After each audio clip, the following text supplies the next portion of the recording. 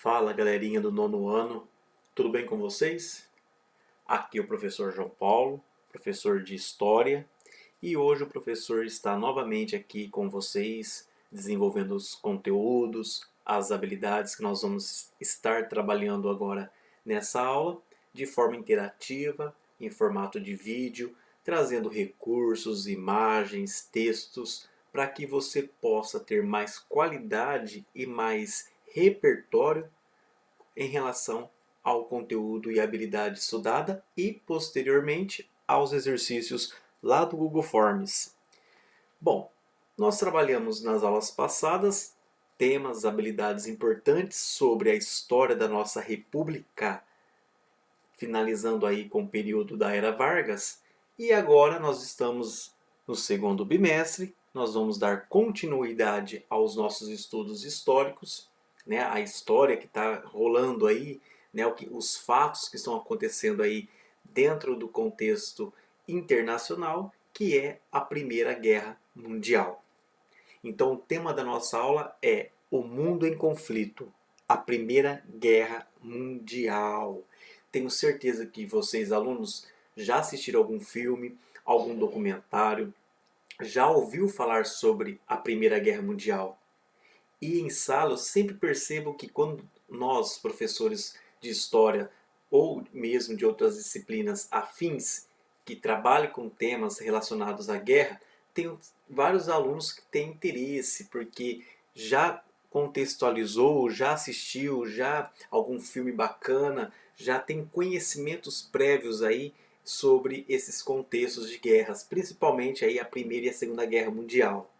Então vamos agora estudar a Primeira Guerra Mundial. O professor trouxe como cenário aí de abertura dos nossos slides aí o mapa, né, a geografia territorial da Europa no período aí da Primeira Guerra Mundial, que é a regionalização, a organização dos países europeus em dois grupos principais.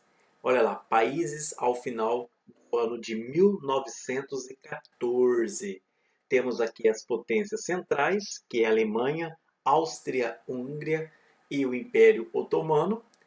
Nós temos aí as potências, aí no caso Entente, Cordial e Aliados, que são os países que vão se agrupar aí, formar o grupo da Entente, que é o Império Russo, que vocês estão visualizando aqui. A França, o Reino Unido, alguns países aí que estão aliados a esse grupo, e temos os países neutros, por enquanto neutros, né?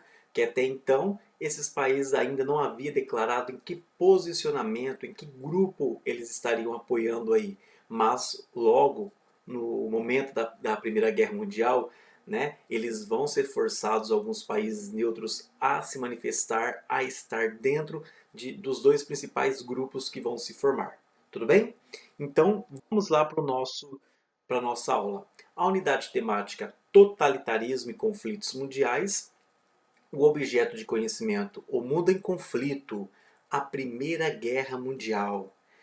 A habilidade identificar e relacionar as dinâmicas do capitalismo e suas crises, os grandes conflitos mundiais, os conflitos vivenciados na Europa e as relações de poder entre as nações. Então essa habilidade aqui é o que vocês precisam compreender, é o que vai ser avaliado lá nas atividades no Google Form classe. Então vamos identificar, vamos relacionar o capitalismo, as crises do capitalismo, a geração dos grandes conflitos mundiais que marcou toda uma era aí do início do século XX, né, os conflitos vivenciados na Europa e as relações de poder, né, porque sabemos que esses conflitos, como a Primeira Guerra Mundial, não vão ficar só na Europa.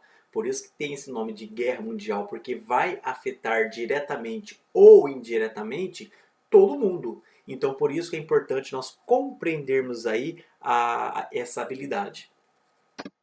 Bom, vamos revisar. Entenda o contexto histórico da Europa pré-guerra, antes da guerra. O professor trouxe essa revisão porque esse conteúdo ficou para ser trabalhado com vocês lá no final do ano passado, quando vocês ainda estavam aí no oitavo ano. Então, mediante alguns alunos que o professor conversou durante as aulas, disseram que alguns não havia ainda compreendido o que foi esse conteúdo, o imperialismo, ou até mesmo não foi trabalhado. Então agora é o momento de nós revisarmos porque o imperialismo europeu, ou neocolonialismo, como alguns historiadores também trazem, ele tem tudo a ver com a Primeira Guerra Mundial. Ele é o grande precursor, ele é o grande motivador das rivalidades entre os países europeus. Então vamos entender o que foi o imperialismo ou neocolonialismo europeu do século XIX. Praticamente aí, pessoal, no final, na segunda metade do século XIX, em que a Europa vai vivenciar de fato esse imperialismo. Então vamos lá. A partir de 1870, as potências europeias intensificaram a busca por mercados consumidores para os seus manufaturados e áreas produtoras de matérias-primas para suas indústrias. Além disso, buscavam também oportunidades de investimentos para seus capitais e colônias para acomodar parte de seu excedente populacional.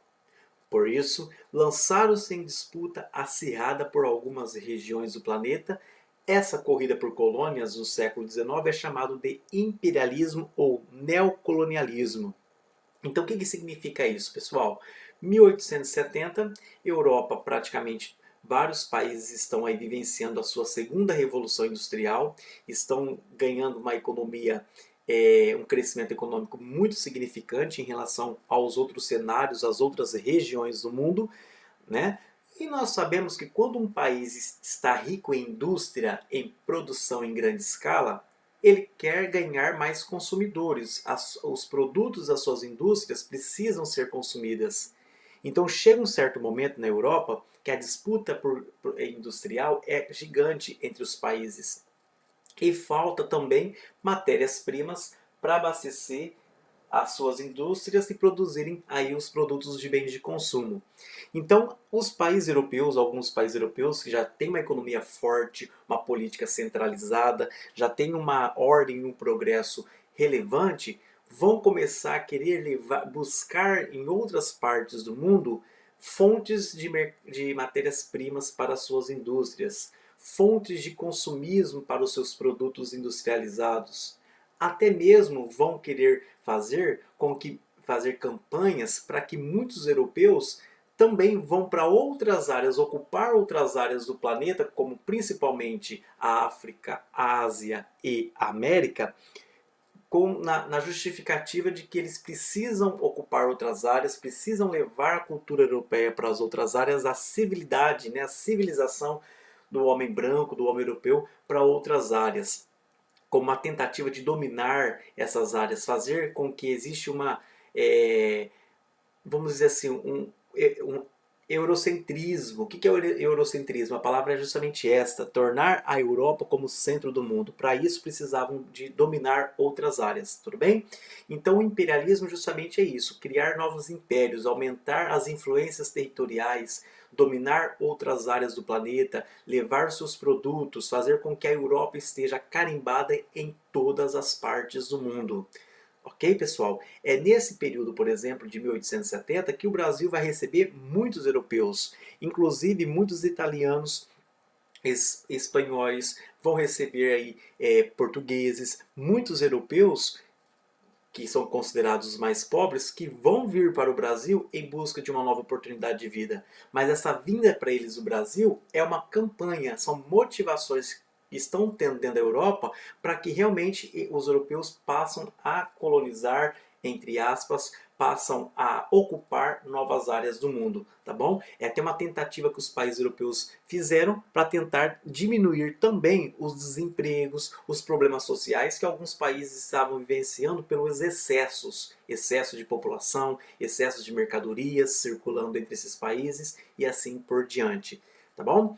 Por que neocolonialismo? Porque esse período do imperialismo e neocolonialismo não é o mesmo período da colonização lá do século XV, em que os europeus queriam, na verdade, descobrir novas áreas, queriam, na verdade, colonizar novas áreas. Não, agora é diferente. O neocolonialismo, eles já conhecem as áreas que eles já, algumas já até ocuparam como a América, já tinham ocupado a América há muito tempo, né?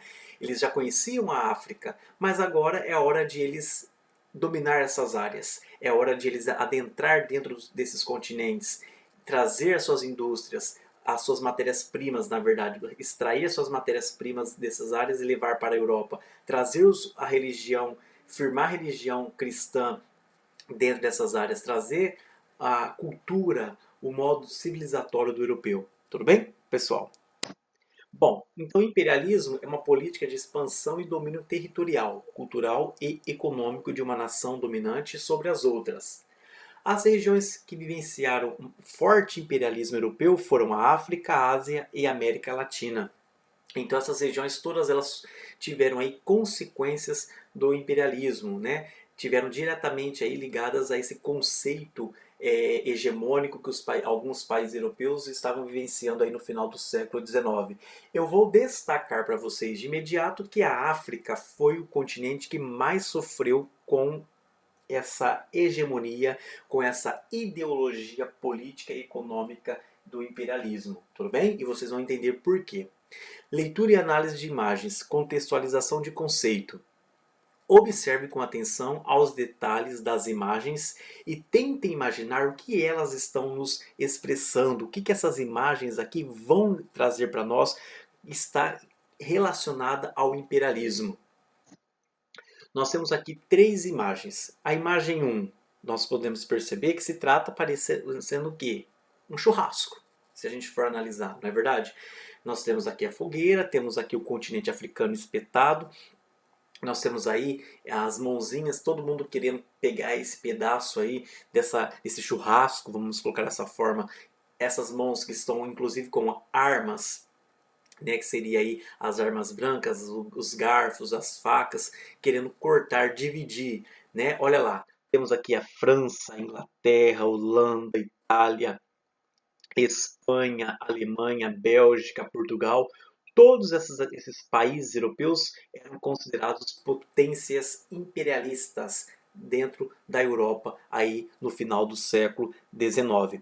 Então, olha o que eles estão fazendo, eles estão dividindo aqui a África em pedaços. Então, cada pedaço vai estar agora sob o domínio de uma potência europeia. Nessa imagem 2, nós também estamos vendo aqui uma figura central, que se vocês forem uma pesquisada, se trata de uma figura alemã, um chefe aí de Estado alemão. Esse alemão está perante a outras pessoas importantes, a outros políticos que representam aí essas potências aqui da Europa. E eles têm um centro aí, vamos dizer aí, uma peça que tem um bolo. E eles estão repartindo esse bolo, dividindo esse bolo, conversando sobre como vai ser a divisão desse bolo. E nós sabemos que esse bolo se trata aí do continente da África, né? Até que é a expressão de uma linguagem internacional, mas nós sabemos aqui que é África. Outro ponto importante, outra charge que cai muito nos vestibulares, no Enem, ETEC, sobre o contexto do imperialismo. Nós temos mais uma vez aqui alguns homens segurando armas, armas brancas, a África aqui no centro, e eles também estão dividindo aí esse bolo, esse pedaço aí, inclusive pelos olhos, pelas expressões, eles estão assim ansiosos, né, eufóricos com essa divisão. Aí um fala assim, ó, vamos ver como é que a gente divide isso. Essa região aqui é minha, eu vi primeiro. Eu quero uma onde passa um rio. Se não for pedir demais, eu gostaria dessa com lagos e montanhas. É uma brincadeira que ele faz realmente com a discussão, o conflito que alguns países europeus estavam tendo na hora de eles dividirem aí o continente africano de acordo com os seus interesses.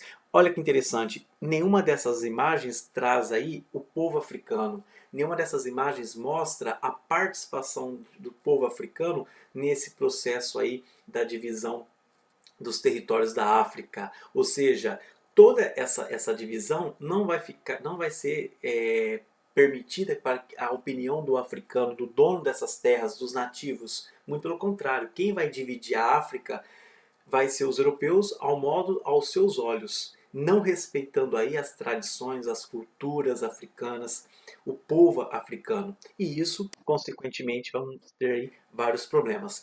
Questionamento para você refletir aí em casa, você começar a formar o seu senso crítico sobre esse período.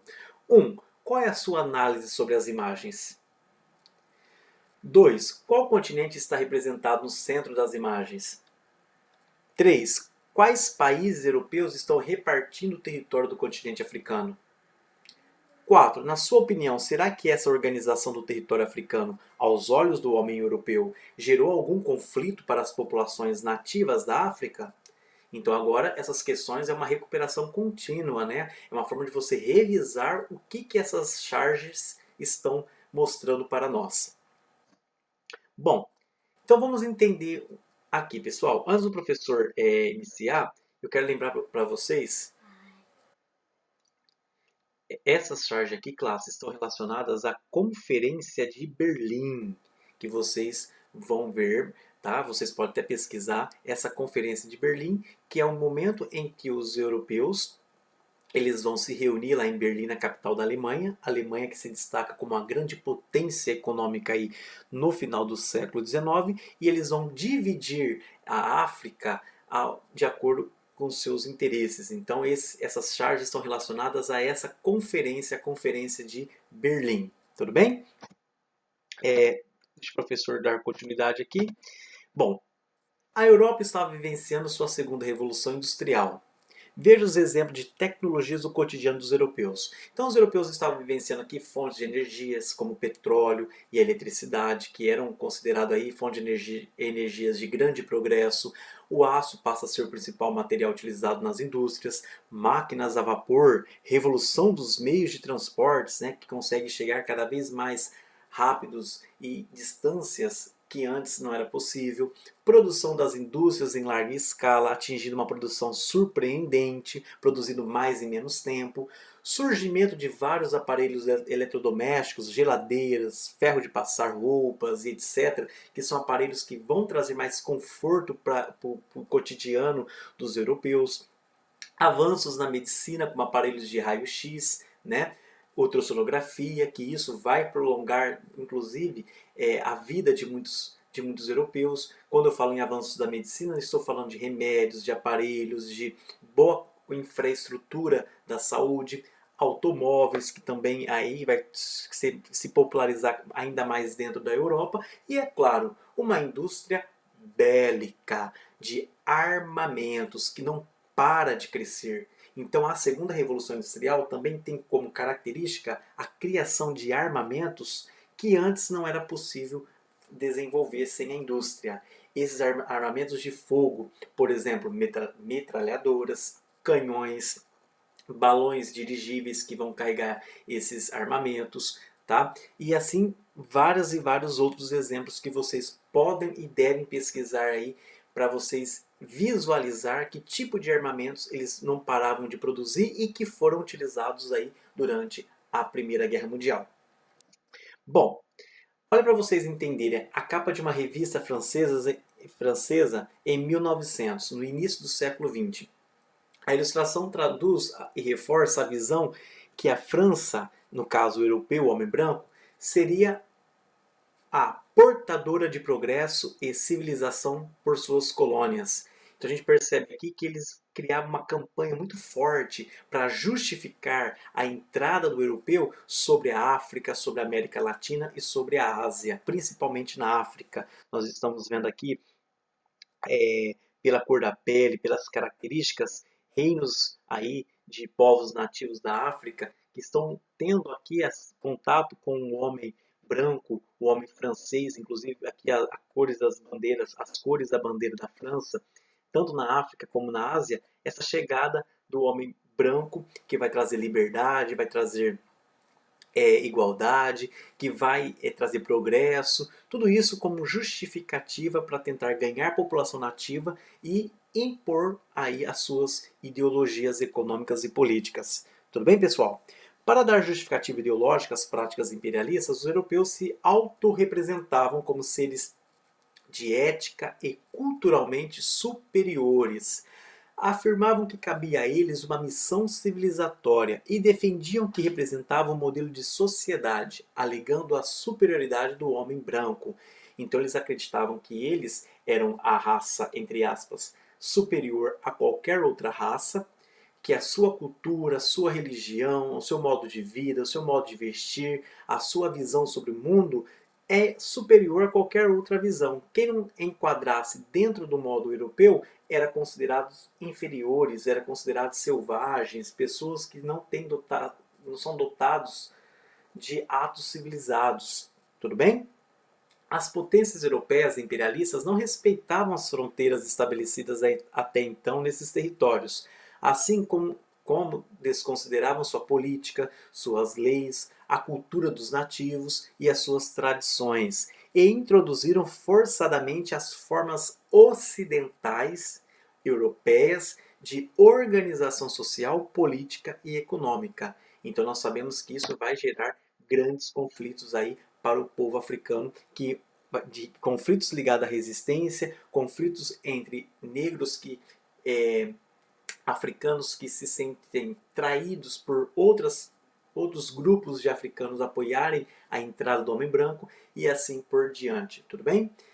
Olha lá, a África em 1870. O europeu já tinha contato com a África? Com certeza. A Europa está bem aqui, ó, acima da África.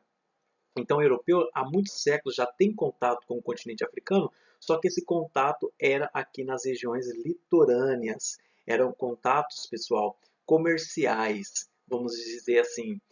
A partir de 1895, com essa política do imperialismo, vamos entrar dentro dos continentes, vamos explorar as riquezas que essas áreas não possuem, que essas áreas não têm indústria, então elas são virgens da exploração europeia. Vamos adentrar dentro desse continente e vamos dominar. Olha como ficou aí o continente africano. Então, cada cor que vocês estão vendo aqui está sob o domínio de um país imperialista europeu. Por isso que a diversidade linguística da África é muito gigante, né? Temos vários países africanos que falam as línguas secundárias, porque as línguas nativas deles muitos continuam falando, né? Mas tiveram outras línguas introduzidas que são línguas europeias, por conta dessa grande influência do homem branco europeu sobre o domínio aí do imperialismo. Tá bom, classe? Bom, vamos agora analisar qual a relação do imperialismo europeu com a Primeira Guerra Mundial. No fim do século XIX, acirraram-se muitas disputas na Europa. A rivalidade não para de crescer entre os países imperialistas, por disputas de áreas ricas em fontes de matérias-primas para suas indústrias e também por luta de supremacia industrial.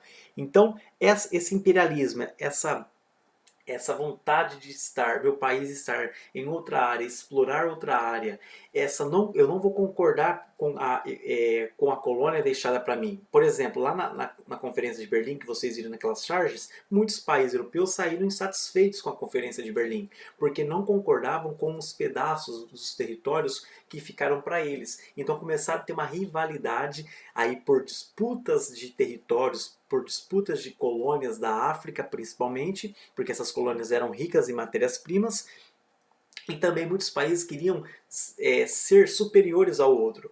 Vamos imaginar aqui, pessoal, na sala de aula, se eu tenho uma pessoa que é protagonista, que gosta de ter grande influência sobre os outros na sala, e se eu sei que essa pessoa não é sozinha, tem outros colegas que também gostam de influenciar as suas ideologias dentro da sala de aula, nós sabemos que em algum momento vai ter atrito, podendo até ocasionar uma briga, não é isso? Vou imaginar, eu sou uma pessoa rica, sou uma pessoa que tem uma indústria dentro do meu município, mas tem outras pessoas que estão surgindo aí com riquezas que também estão produzindo aquilo que eu estou fazendo há um bom tempo. E aí nós vamos começar a brigar por disputas de quem possui a indústria melhor. Essa briga nossa pode gerar uma guerra. Então é isso que aconteceu. Muitos países europeus aqui começaram a entrar em conflitos entre eles mesmos. tá? Por disputa de colônias, por disputa de supremacia, por disputa de ideologias, até chegar aí na Primeira Guerra Mundial.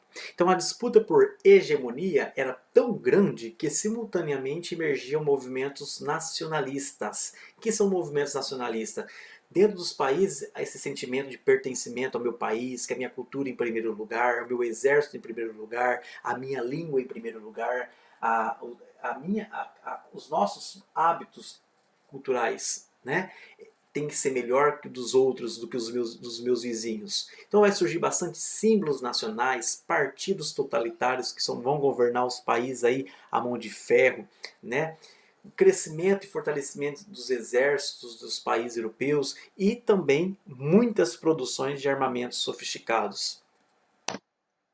Entre o fim do século XIX e o início do século XX, as primeiras décadas aí, os primeiros anos do século XX, algumas potências europeias firmaram alianças em acordos políticos e econômicos que resultaram na formação da.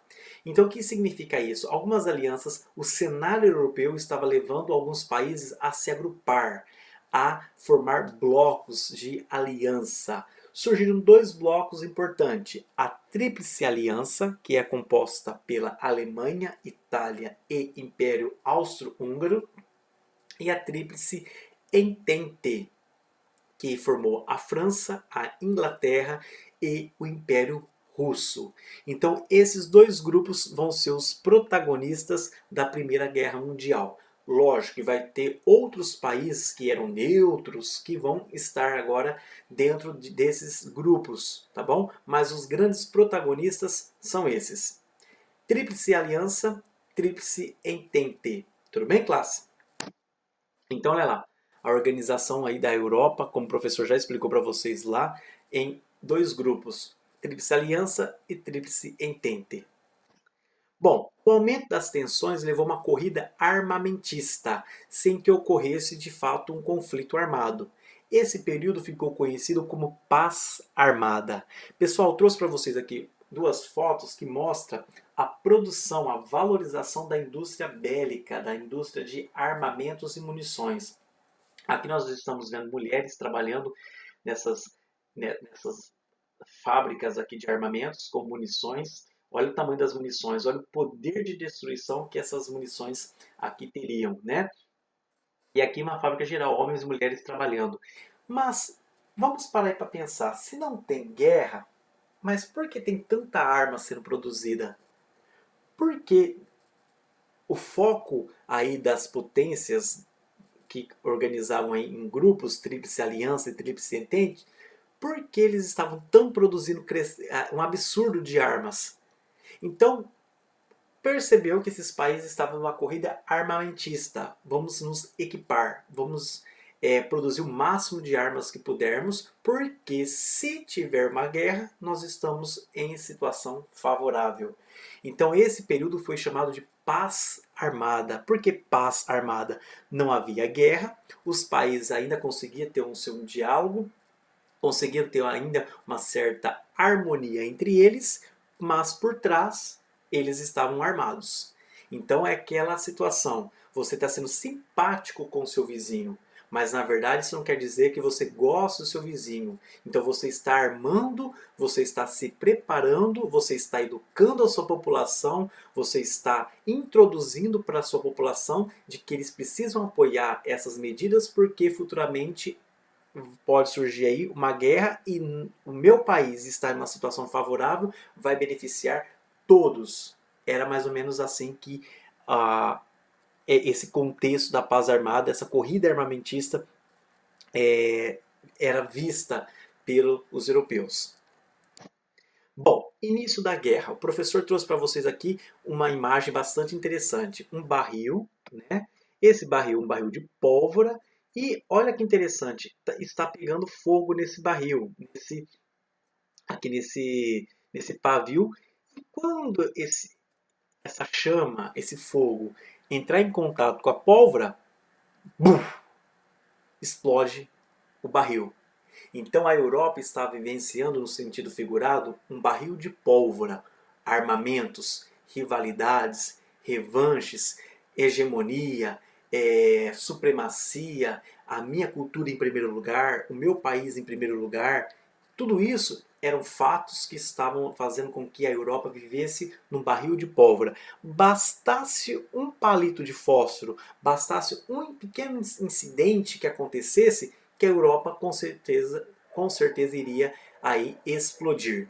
Então, a Primeira Guerra Mundial, também foi chamada aí por Grande Guerra, aconteceu em 1914. Um fato fez com que iniciasse em 1914, aí na segunda década, no início da segunda década do século XX, e durou 4 anos, foi até 1918, onde teve um fato que fez com que encerrasse aí a Primeira Guerra. Então, vamos analisar o que motivou a guerra e o que motivou a acabar com a guerra, tudo bem? Lembre-se que foi 4 anos, 1914 e 1918.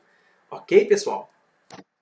Bom, em meio aos movimentos nacionalistas na Península Balcânica, o Império Austro-Húngaro incorporou a vizinha Bósnia-Herzegovina.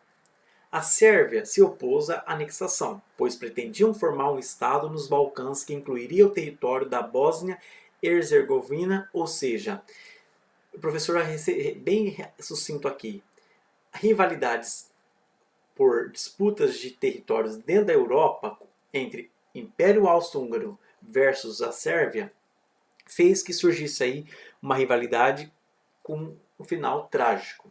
Essa questão acabou culminando em um conflito na região dos Balcãs. Em 28 de junho de 1914, Francisco Ferdinando, lembre-se desse nome, herdeiro do trono austro-húngaro, foi assassinado por um jovem nacionalista sérvio.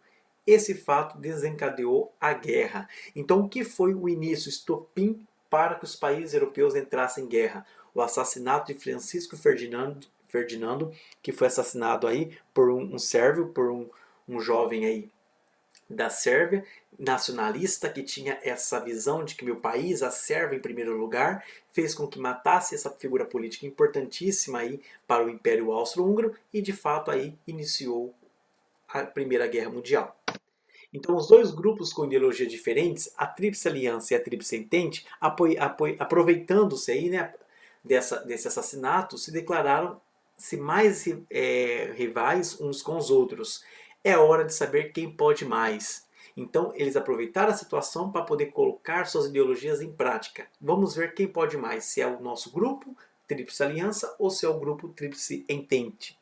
A busca por alianças eram ferradas. Por exemplo, o Japão, que está bem distante aí da Europa, está lá na Ásia, vai integrar no grupo da Tríplice Entente. A Itália, que estava neutra no início do conflito, desfez parceria com a Tríplice Aliança, que era da Tríplice Aliança, e passou a integrar-se na Tríplice Entente. Então até alguns começaram a chamar a Itália de vira-folha, né, de traíra, porque ela pertencia ao grupo Aliança, de repente ela vai desfazer da Aliança e vai entrar na Tríplice Entente. Então começa essa corrida por parcerias, então vai movimentar outras partes do mundo. Olha lá na Ásia o exemplo do Japão. A princípio, imaginava-se que o conflito seria rápido. Essa foi a primeira guerra a envolver países de todos os continentes, apesar de a maior parte de suas batalhas ter ocorrido na Europa. O conflito envolveu grandes contingentes de populações civis de vários países e armamentos com grande capacidade de destruição. Então, eles acreditavam que seria uma guerra rápida, mas durou 4 longos anos. Temos aqui imagens aí do contexto do Francisco Ferdinando saindo aí na cidade de Sarajevo, aí Sarajevo, né? Em 1914, saindo desse evento, foi assassinado e aí mostrando aí o velório da arquiduque, né? A mulher de esposa de Francisco Ferdinando. Então, esse assassinato causou aí atenção, foi o estopim, um dos estopins, tudo bem? Bom, a Primeira Guerra Mundial foi travada pelas principais potências dos dois lados, com tudo ou nada, ou seja, com uma guerra que podia ser vencida por inteiro ou perdida por inteiro. Então, essa expressão que o professor trouxe para vocês para mostrar que os países estavam eufóricos, os países queriam testar suas armas, os países queriam a guerra. A guerra, inclusive, era apoiada por parte da população. Olha lá, esse pensamento dá para imaginar a euforia dos países apoiados por parte das suas populações a ingressar-se na guerra. Queriam testar seus armamentos. Afinal, para que tanto investimento em armas, exércitos, se não poderia testá-los, não é verdade? Então vamos revisar. Causas que motivaram a Primeira Guerra Mundial. Disputa por mercados internacionais pelos países industrializados, que não, né? Então, o professor vai ser bem sucinto. Disputa por mercados internacionais, disputas por colônias da África, da Ásia e da América Latina. Tá? Atritos entre países por conta aí das questões coloniais. As grandes potências europeias não concordavam com as divisões lá do Tratado lá de Berlim, pela Conferência de Berlim, então eles não concordavam. Então a rivalidade entre países europeus ligada a outros problemas. Essa exacerbação do nacionalismo europeu, né, que meu país em primeiro lugar, minha cultura em primeiro lugar, também motivou aí a guerra. Disputa por territórios coloniais, principalmente da África e da Ásia, o professor disse. Disputa por fontes de matérias-primas. Então, esses aqui são exemplos que levaram aí a eclodir a Primeira Guerra Mundial. Bom, durante os 4 anos de conflitos, houve diferentes fases, tá? Perdão aqui, o professor vai... perdão, pessoal. O professor achou que tinha pulado aqui. Não pulou. Então, durante a Primeira Guerra Mundial, nós vimos aqui que vai ter várias fases. Ok, pessoal, nesses 4 anos. O professor fez um resumo bem rápido para vocês aqui. A Guerra de Movimento. A primeira fase ocorreu de agosto a novembro de 1914 e ficou conhecida como a Guerra de Movimento. É quando a Alemanha, que é essa grande potência que pertence aí à Tríplice Aliança, realizou ataques agressivos contra a França. Os alemães invadiram a Bélgica, derrotaram os franceses e caminharam rumo a Paris, ou seja, invasão de territórios entre países. Então, a Primeira Guerra Mundial, a grande motivadora aqui realmente não estavam respeitando aí as tentativas da boa vizinhança em não ter guerra, foi a Alemanha. A Alemanha ela foi uma grande responsável aí, segundo os historiadores, né, em motivar, em causar a Primeira Guerra Mundial, porque ela começou a fazer ataques a países que estavam aí desprotegidos e essa guerra de movimento, vamos movimentar, vamos levar as nossas tropas para os nossos inimigos, os territórios dos nossos inimigos. Vamos chegar no território dos nossos inimigos tacando fogo, matando, dominando essas áreas. Tá? Porque a Alemanha tinha sim um exército forte, era um país de uma grande potência econômica, um país que estava em crescimento e expansão econômica gigantesca, então tinha aquele sentimento de que nós não iríamos perder a guerra. Então olha lá, é o exemplo dessa foto, a guerra do movimento, vamos invadir, vamos conquistar o território do nosso inimigo. Tá bom, pessoal? Então o professor trouxe aqui outras imagens para vocês verem aí a invasão, como a gente vê aí em alguns filmes, invadindo aí o território do inimigo. Bom, a outra fase, o professor até trouxe um texto maior para vocês, porque é a fase que ganha uma característica marcante na Primeira Guerra Mundial, que é as trincheiras. As trincheiras foram amplamente utilizadas na Primeira Guerra Mundial como tática para a conquista de territórios e proteção.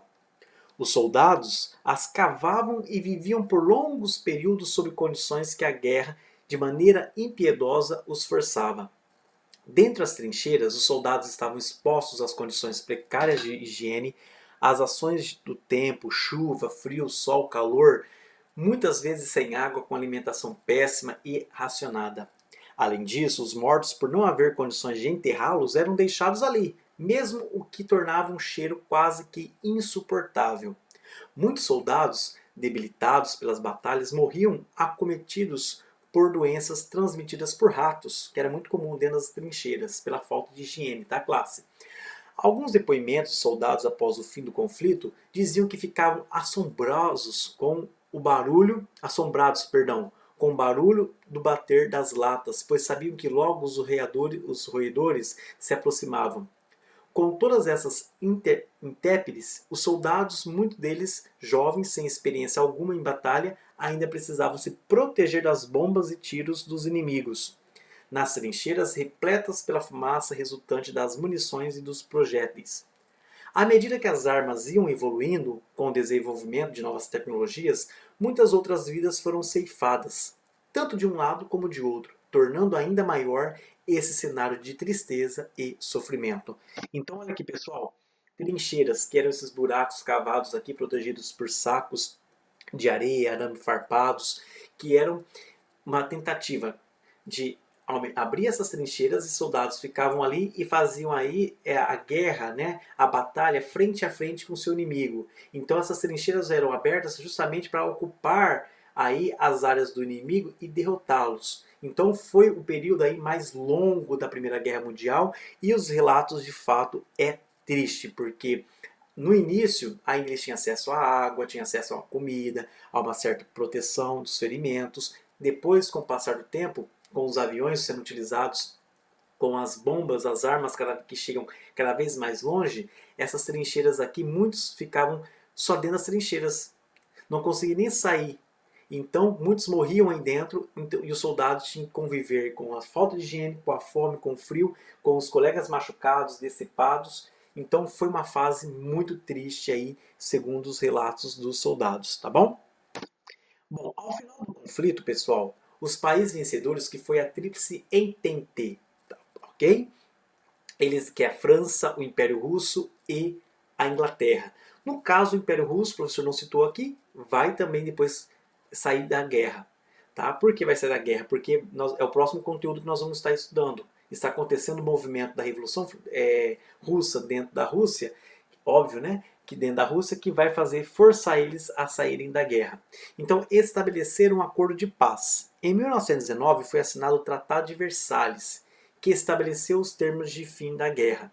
Então, a Tríplice Entente, principalmente aí a Inglaterra e a França, para ganhar amizade, voltar à amizade com a Alemanha, vão criar aí no final do século, perdão, no ano, de 1919, vão criar o Tratado de Versalhes. Olha lá, os vencedores liderados pela França e Inglaterra consideravam a Alemanha culpada pelo conflito e determinaram que ela deveria indenizar os países que havia atacado. Caso não pagasse suas dívidas, poderia ter seu território invadido.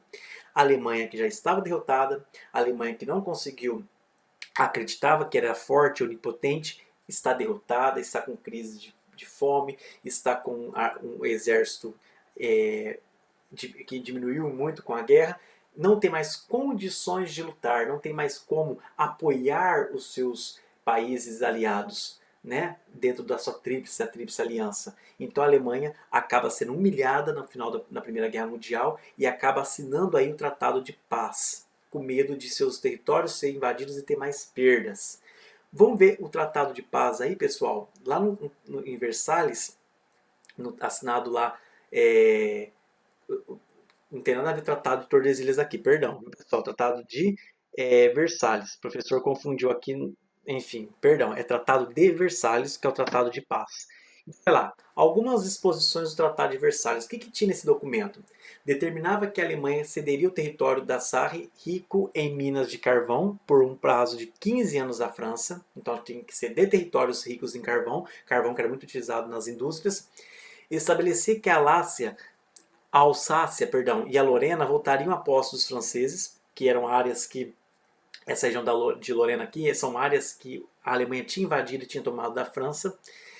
Determinava que a cidade aí era considerada cidade livre e administrada pela Liga das Nações. Determinava que todas as colônias alemãs passariam às mãos dos aliados. Então a Alemanha vai perder todas as suas colônias e vão dar de mão beijada aos seus aliados, que eram os grupos que ganharam a guerra, estabelecia a quantidade máxima de tropas que a Alemanha poderia manter. No geral, só poderia ter 100 mil soldados voluntários nos seus exércitos, que isso era muito humilhante também, já que a Alemanha tinha os maiores exércitos da Europa.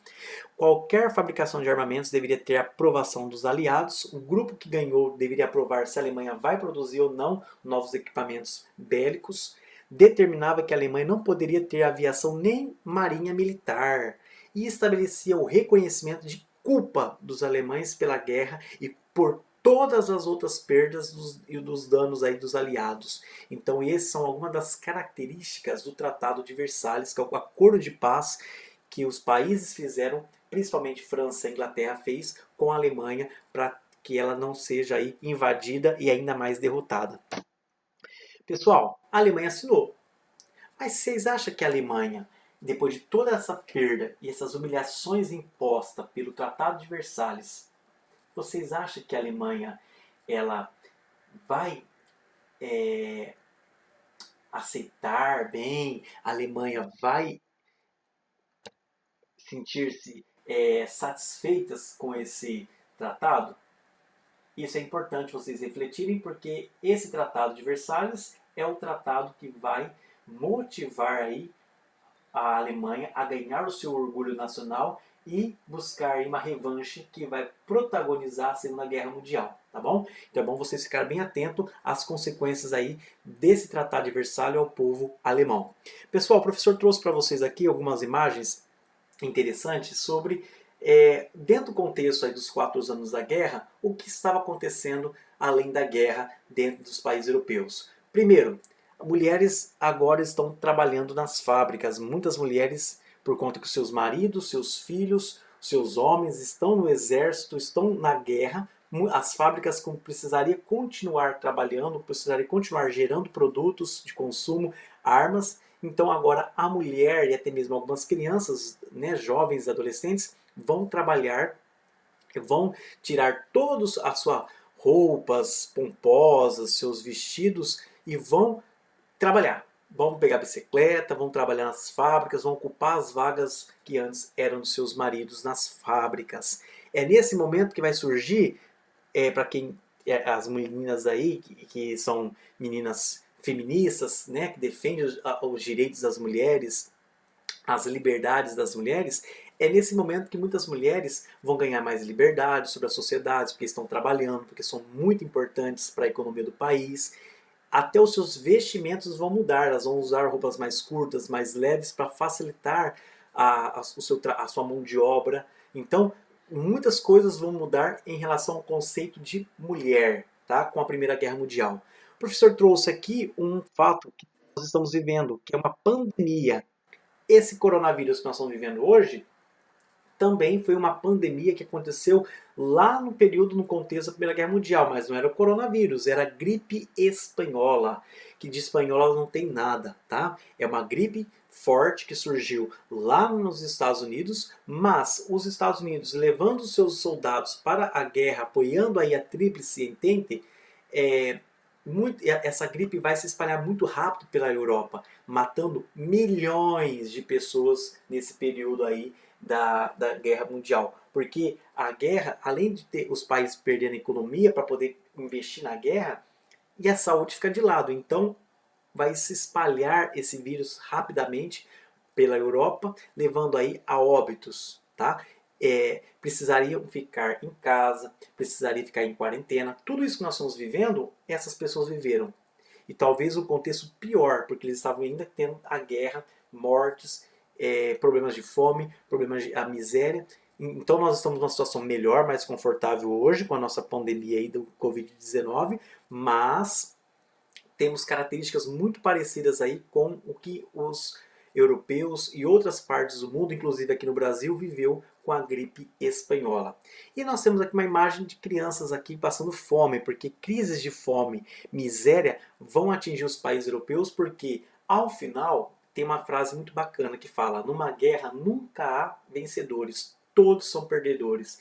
Por mais que o grupo Entente ganhou, por mais que alguns países ganharam a hegemonia, ganharam supremacia sobre os demais países europeus, se você for olhar para trás, vai perceber que teve mais perdas do que ganho. Teve perdas de pessoas, perdas de dinheiro, perdas em armas, que é muito perda de tempo investir em tantas armas que vão tirar vidas, não é verdade? Vão ter prejuízos educacionais, pessoas desempregadas. Então, se você for ver o cenário por trás de uma guerra, é desastroso. Quem conheceu e vivenciou uma guerra jamais apoia uma guerra no contexto atual, porque sabe que o cenário é um dos piores que o ser humano pode viver. Tira toda a dignidade humana o cenário após uma guerra. Então, eu trouxe para vocês aqui algumas imagens aí que estavam aí acontecendo, que contextualiza o período da guerra. Não é só batalha, é todo um contexto aí que marca uma guerra mundial. Tudo bem, pessoal? Eu estou à disposição. assistem a aula. Eu sei que a aula ficou longa, extensa, mas não tem como nós falarmos de Primeira Guerra Mundial se a gente não ver detalhes. Isso porque é um resumo, tá, pessoal? Eu espero que vocês tenham sucesso, tá bom? Beijo no coração de vocês.